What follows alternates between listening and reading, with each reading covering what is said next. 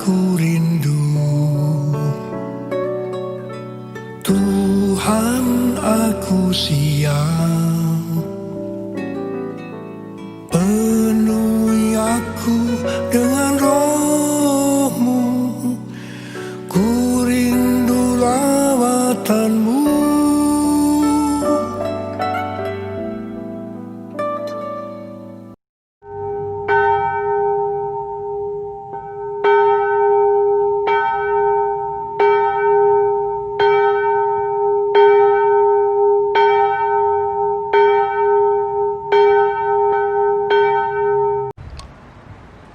Shalom, selamat hari Minggu untuk kita semua.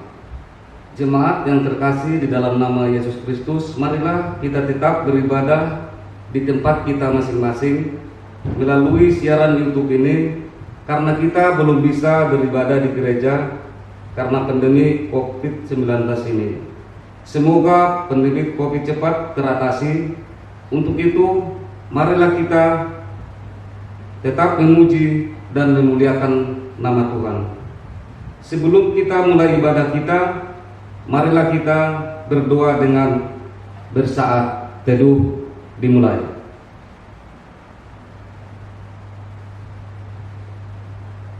Amin. Di dalam nama Allah Bapa dan Tuhan Yesus Kristus serta Roh Kudus pencipta langit dan bumi.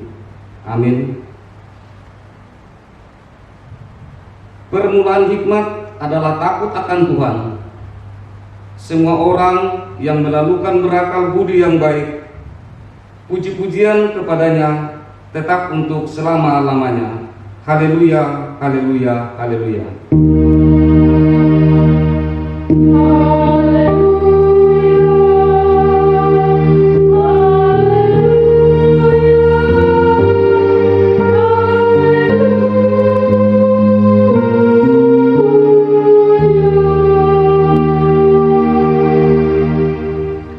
Marilah kita berdoa. Ya Allah Bapa, Tuhan Yesus Kristus dan Roh Kudus, terima kasih kami persembahkan kehadirat-Mu karena kasih setia-Mu yang telah menjadikan kami manusia yang fana dan yang terbatas menjadi ciptaan baru, hidup di dalam kerajaan-Mu yang tidak berawal dan berakhir. Hadirlah Engkau di tengah-tengah persekutuan ini untuk menumbuhkan iman dan pengharapan. Baharuilah kami agar layak hidup di dalam kerajaan-Mu. Doa permohonan ini kami panjatkan di dalam nama Yesus Kristus, Juru Selamat kami. Amin.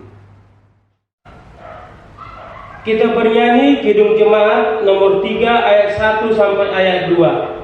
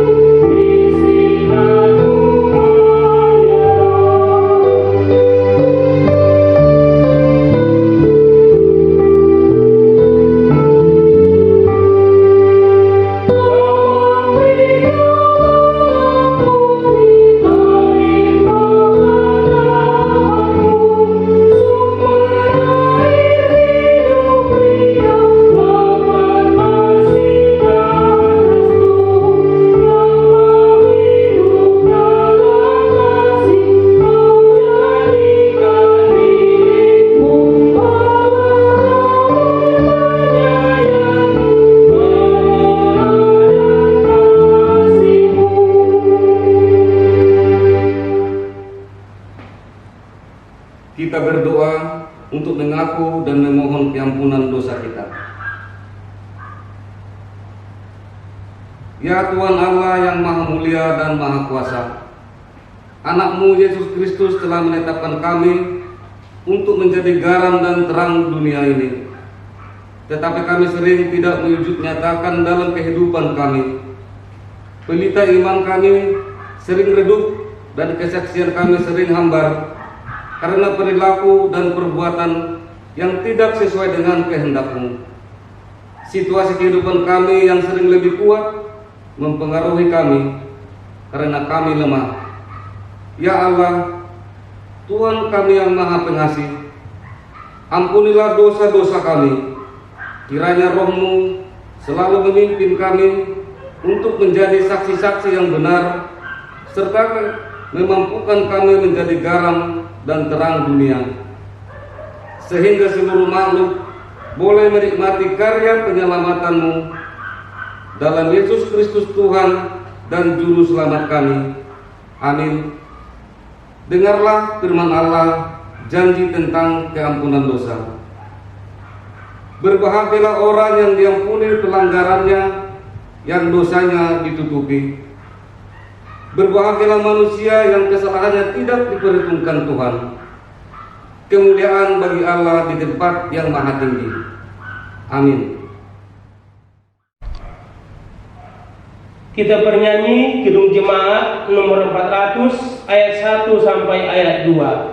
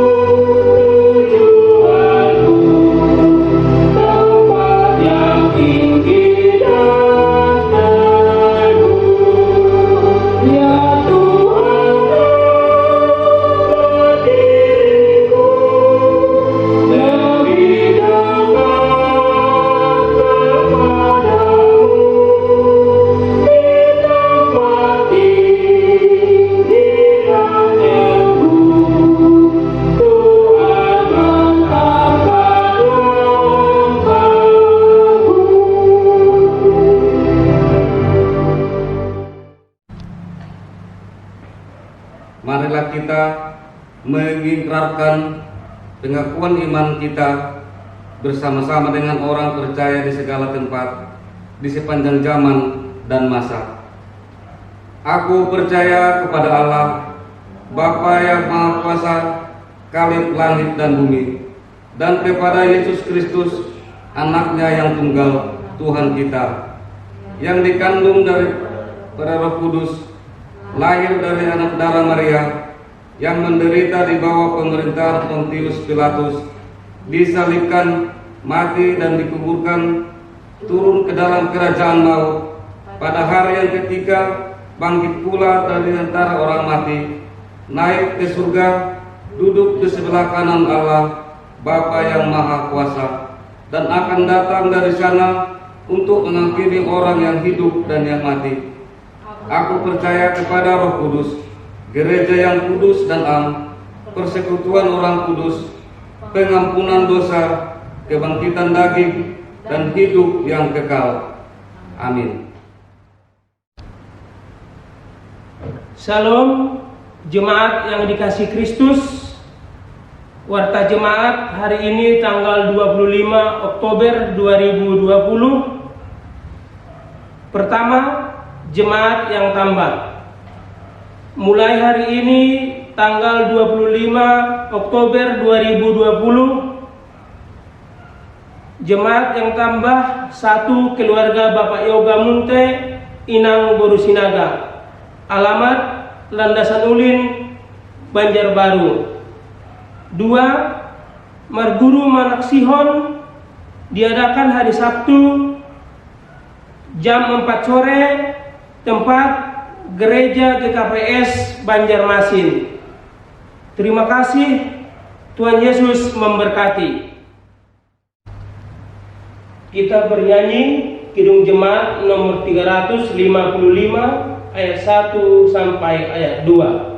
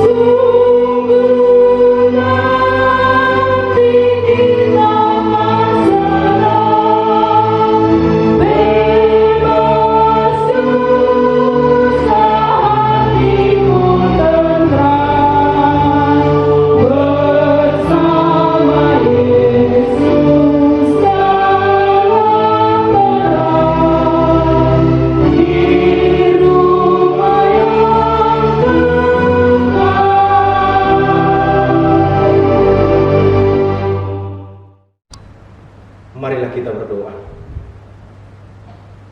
Tuhan Allah Bapa kami, Allah yang Maha Pengasih, sumber kehidupan.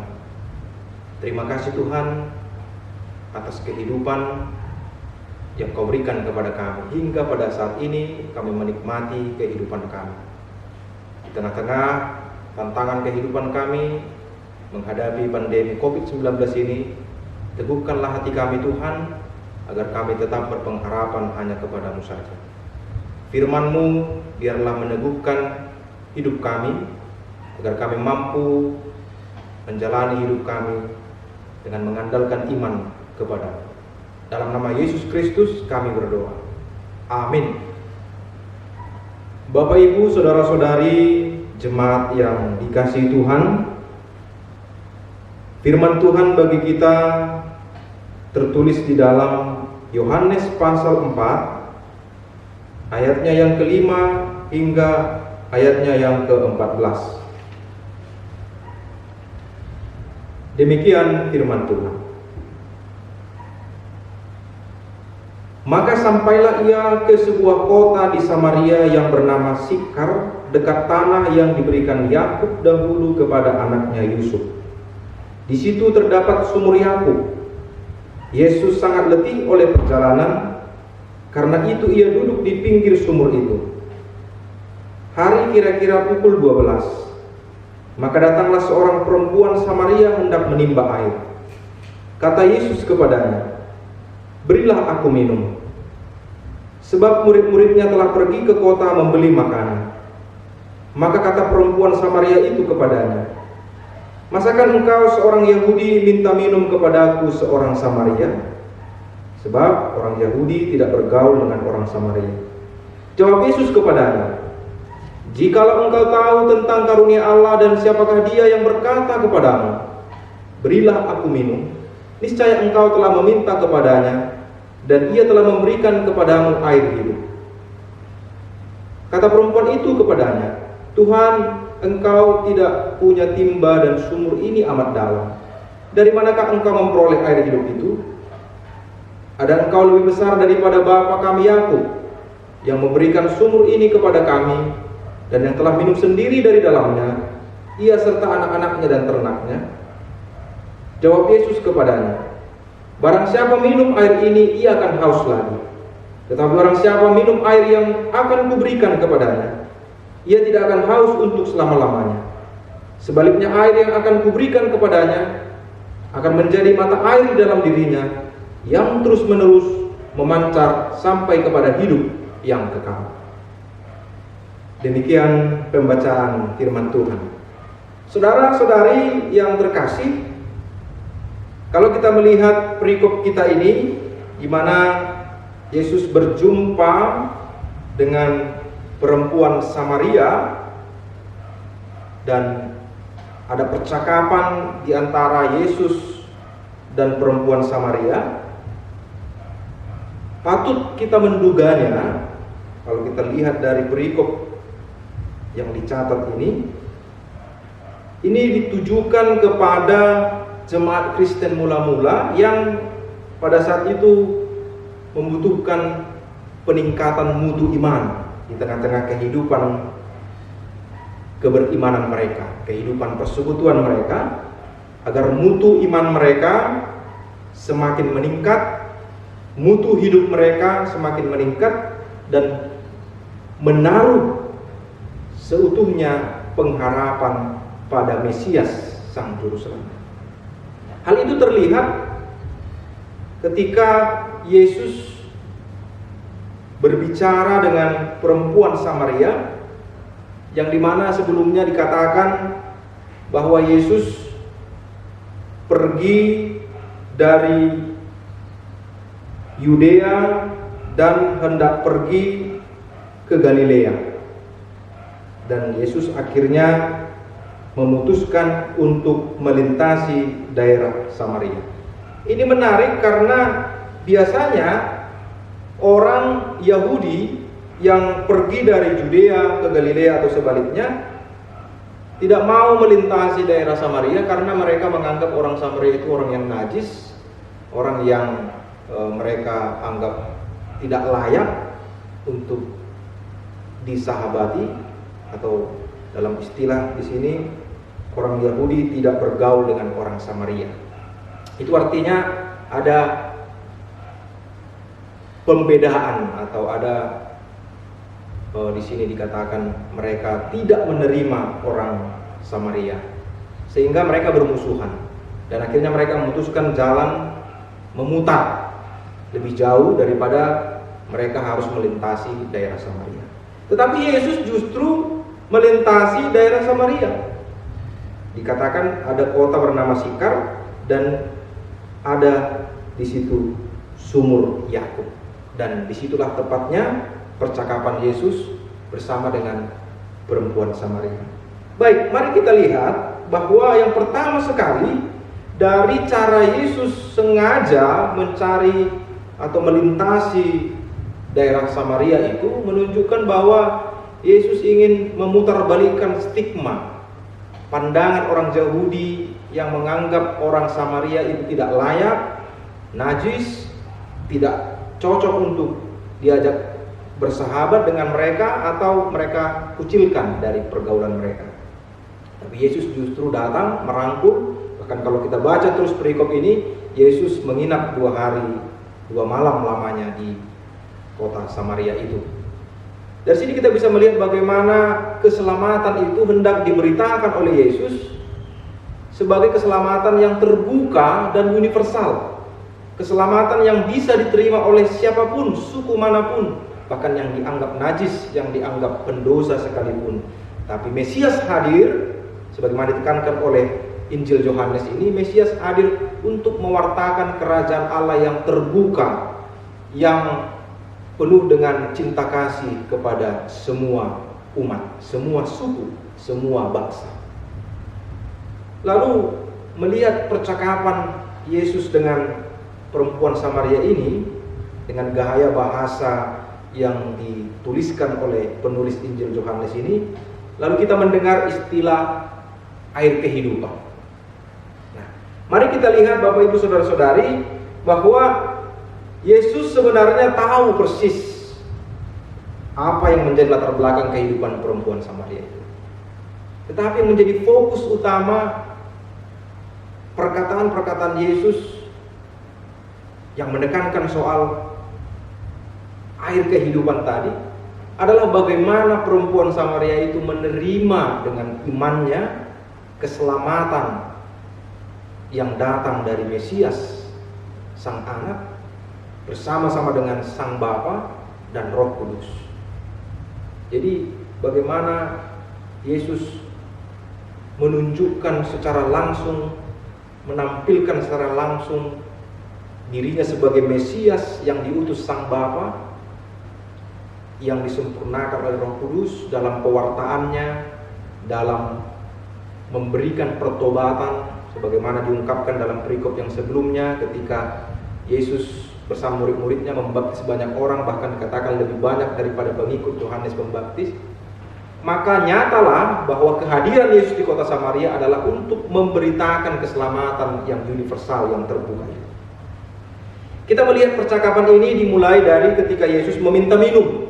Lalu perempuan Samaria itu dengan nada curiga, dengan nada yang heran, dia mengatakan, "Masakan seorang Yahudi minta minum kepada seorang Samaria?" Itu menekankan persoalan permusuhan, persoalan pembedaan, pengkucilan, pengkotak-kotakan bangsa Yahudi kepada bangsa Samaria tadi. Tetapi Yesus justru mengatakan di sini bahwa jikalau engkau tahu tentang karunia Allah dan siapakah dia yang berkata kepadamu, "Berilah aku minum," niscaya engkau telah meminta kepadanya dan ia telah memberikan kepadamu air hidup. Dari sini kita bisa melihat Yesus langsung straight to the point. Dia langsung mengatakan bahwa ketika engkau tahu siapa yang mengatakan atau siapa aku ini, dan kau tahu kasih karunia Allah itu, maka engkau akan menerima aku seutuhnya, menerima Sang Bapa, menerima Roh Kudus.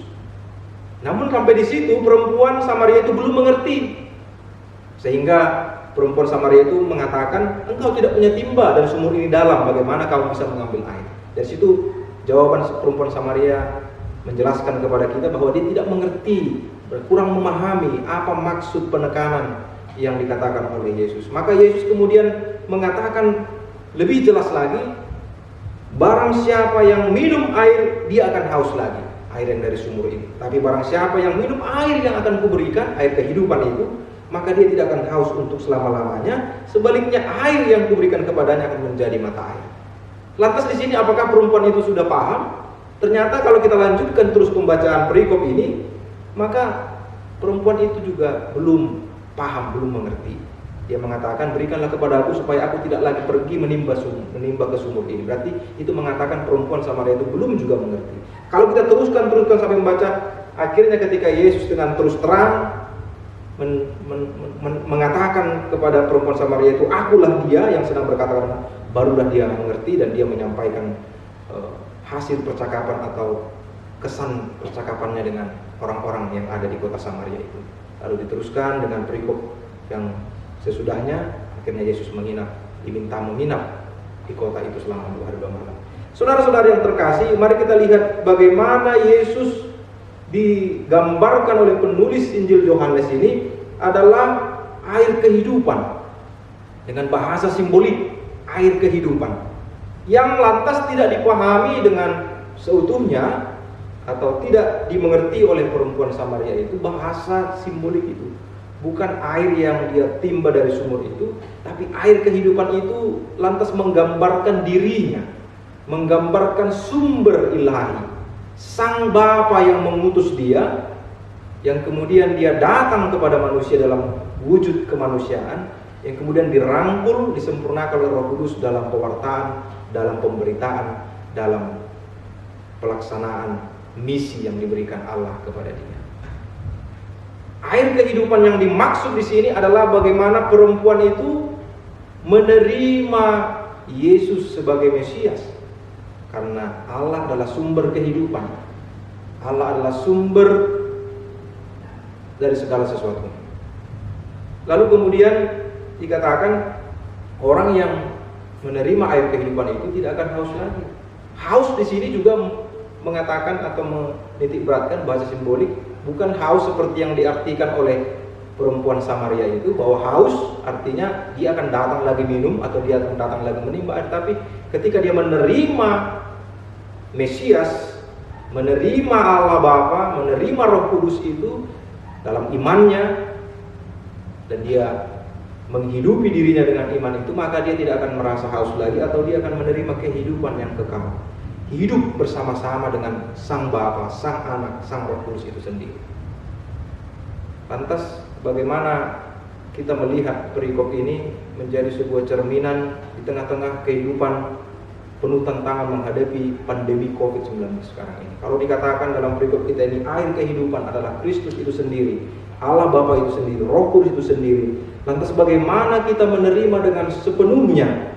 Bagaimana kita datang dengan sepenuhnya pada sumber air, sumber kehidupan yang mencurahkan segala sesuatunya kepada kita? Kita hanyalah tangan-tangan kecil yang menampung air dari sumber yang begitu luas itu. Kita adalah orang-orang yang menerima curahan-curahan air kehidupan itu. Lantas diperlukan sikap. Bagaimana kita datang, bagaimana katakan kita minum, bagaimana kita memberikan diri kita. Kalau kita lihat di sini dari ayat 14, barang siapa minum air yang kuberikan kepadanya. Kata minum di sini memakai kata kerja yang aktif terus-menerus. Artinya kalau kita datang terus-menerus kepada Allah, maka niscaya kita tidak akan haus. Itu artinya dalam keimanan kita perlu terus bersandar, kita tergantung kepada Allah, tidak pernah terlepaskan. Kita harus akrab, kita harus intim dengan Allah, dengan Kristus, dengan Roh Kudus itu sendiri. Kemudian disebutkan dalam ayat 14 ini, air yang akan diberikan Allah, diberikan Kristus dan Roh Kudus itu kepada kita, kemudian akan menjadi mata air. Itu artinya ada roh pembaharu yang terus-menerus mengaliri kehidupan rohani kita, yang terus-menerus mengaliri kehidupan kita. Kemanapun kita melangkah, apapun yang kita hadapi, akan terus ada mata air yang terpancar dalam kehidupan kita. Karena kita telah menerima Kristus itu sendiri, telah menerima Allah itu sendiri, telah menerima Roh Kudus sebagai satu-satunya sumber dalam kehidupan kita. Maka mata air itu akan terus hidup. Kalau kita analogikan atau kita ibaratkan seperti mata air yang kita jumpai, maka mata air itu ada kejernihan, ada kebaikan di situ, ada keindahan di situ. Lantas begitulah kehidupan kita yang dibaharui oleh Roh Kudus, yang telah menerima pembaharuan oleh Kristus itu sendiri. Kita dijernihkan, kemudian kita menampilkan kebaikan. Saudara-saudari, dalam perikop kita ini dan kemudian topik minggu kita ini, setidaknya ada 3 hal yang dapat kita petik di tengah-tengah kondisi kehidupan kita yang serba menantang ini, terutama COVID-19 yang masih terus belum selesai.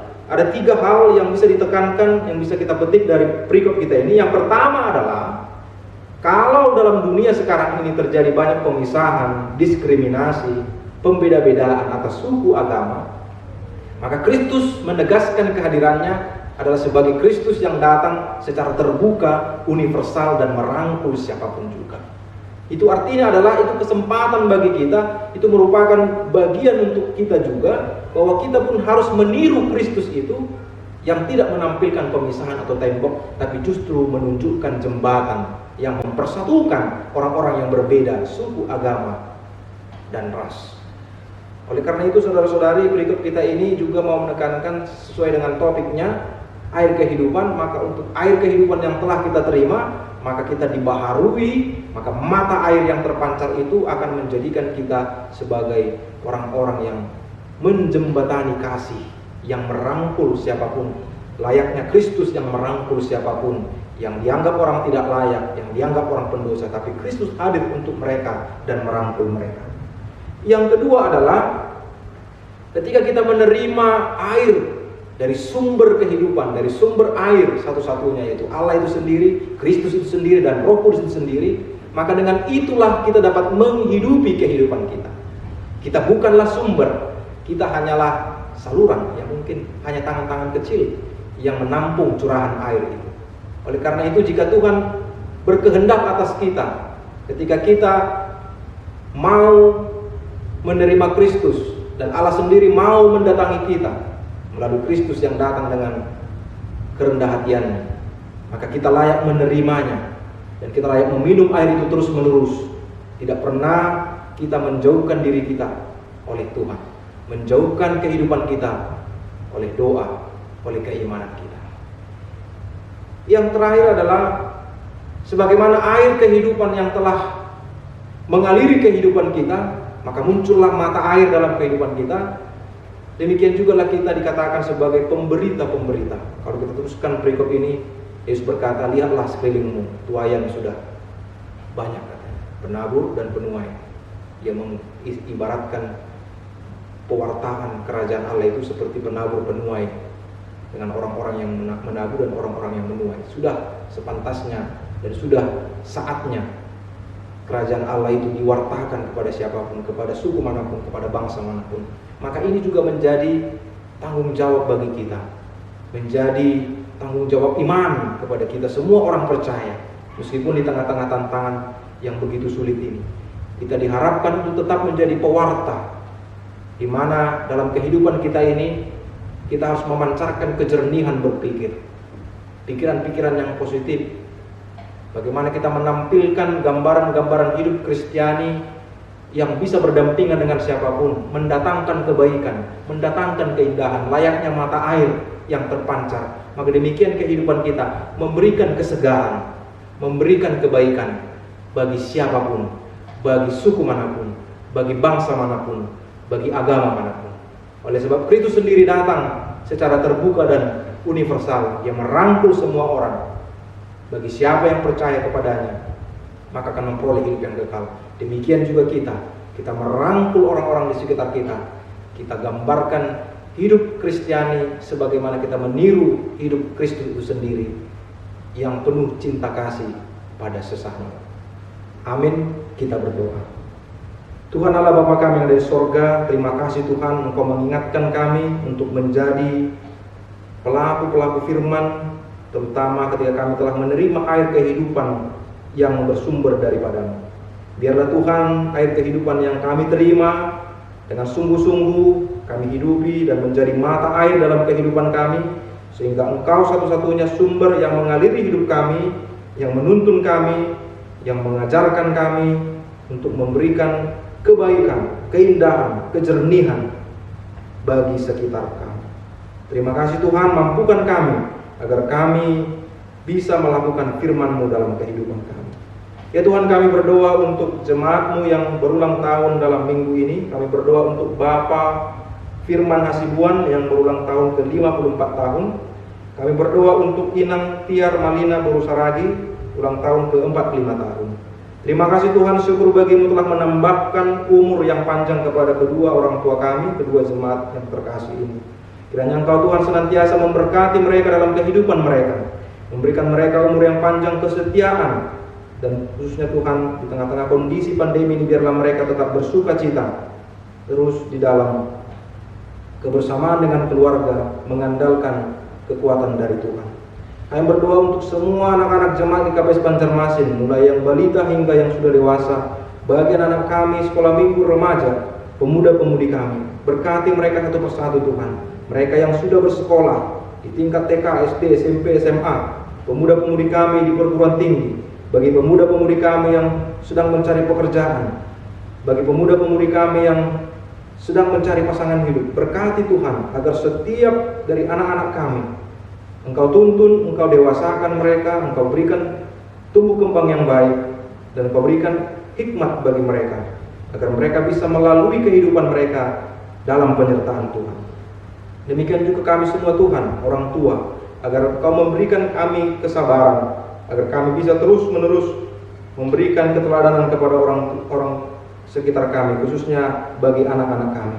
Ya Bapa, kami juga berdoa untuk keadaan gereja kami. Berkati Tuhan agar bisa menjadi berkat bagi sekitar kami di tengah-tengah kondisi pandemi ini. Biarlah kami tetap bersatu dalam iman. Seluruh jemaat Tuhan yang masih tetap beribadah di rumah mereka masing-masing. Kalau Tuhan menjadi sumber pengharapan kami kapanpun pandemi COVID-19 ini akan berakhir.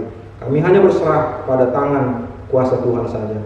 Tuhan, kami juga berdoa untuk pemerintah, tenaga kesehatan, dokter, para medis yang terus-menerus bekerja tanpa henti untuk menuntaskan, untuk menyelesaikan, mencari solusi bagi pandemi COVID-19 ini. Berkati mereka semua Tuhan, agar mereka tetap dalam kondisi yang bugar, yang sehat, memiliki daya tahan tubuh untuk melaksanakan tugas tanggung jawab mereka. Inilah doa permohonan kami Tuhan, bagi semua jemaat dalam pergumulan mereka, kehidupan rumah tangga mereka pribadi, yang telah mereka ungkapkan dalam doa mereka masing-masing. Kiranya Engkau berkenan mendengarkan mereka Tuhan, mendengarkan seruan jemaat-Mu, dan Engkau melimpahkan berkat-Mu bagi mereka. Terima kasih Tuhan, dosa kami yang banyak itu ampuni, dosa kami di masa lalu, dosa kami di masa sekarang ampuni Tuhan, agar kami layak memuji memuliakan Engkau. Dalam nama Yesus Kristus kami berdoa dan mengucap syukur. Amin.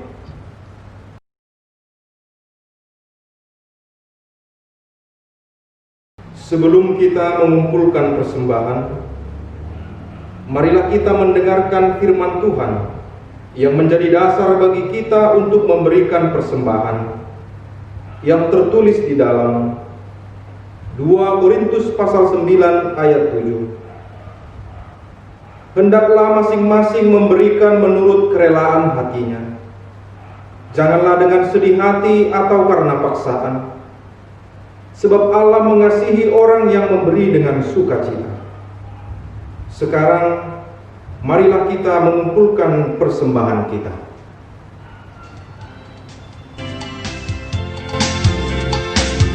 Begitu besar kasih Allah pada kita, diberkatilah anak cucu kita di mana-mana.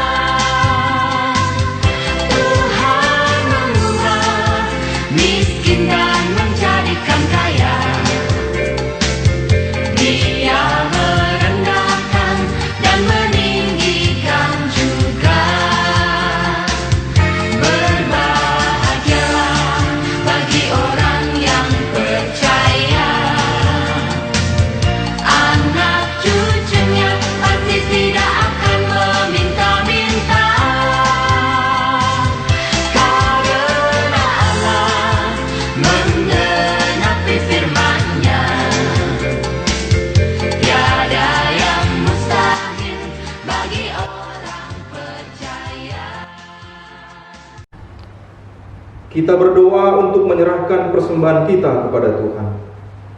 Ya Tuhan Allah, Bapa yang Maha Murah dan Pengasih, kami bersyukur dan berterima kasih atas segala berkat dan anugerah-Mu yang senantiasa melimpah dalam kehidupan kami.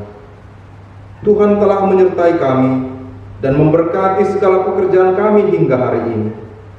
Dengan rasa syukur dan terima kasih, kami datang ke hadirat-Mu membawa persembahan syukur dan pujian kami kepada-Mu yang sesungguhnya bersumber dari pemberian-Mu jua. Kiranya Engkau berkenan menerimanya untuk kemuliaan nama-Mu. Di dalam nama Yesus Kristus Tuhan kami, terimalah doa persembahan ini. Amin. Hujan berkat kan tercurah, itulah janji kudus.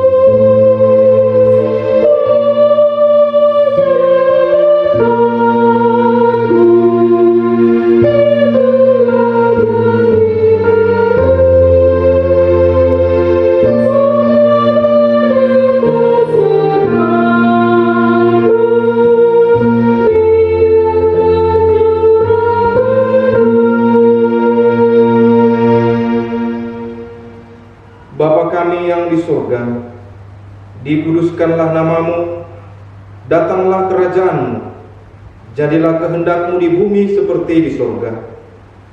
Berikanlah kami pada hari ini makanan kami yang secukupnya, dan ampunilah kami akan kesalahan kami, seperti kami juga mengampuni orang yang bersalah kepada kami. Dan janganlah membawa kami ke dalam pencobaan, tetapi lepaskanlah kami daripada yang jahat.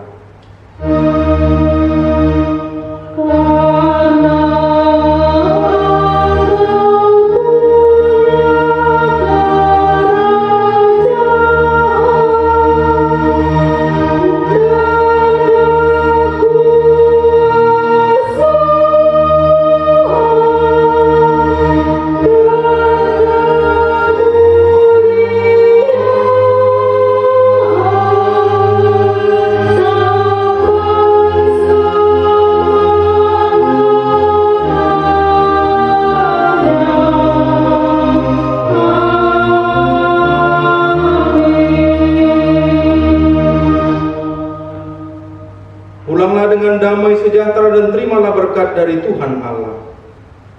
Tuhan memberkati engkau dan melindungi engkau. Tuhan menyinari engkau dengan wajah-Nya dan memberi engkau kasih karunia. Tuhan menghadapkan wajah-Nya kepadamu dan memberi engkau damai sejahtera. Amin.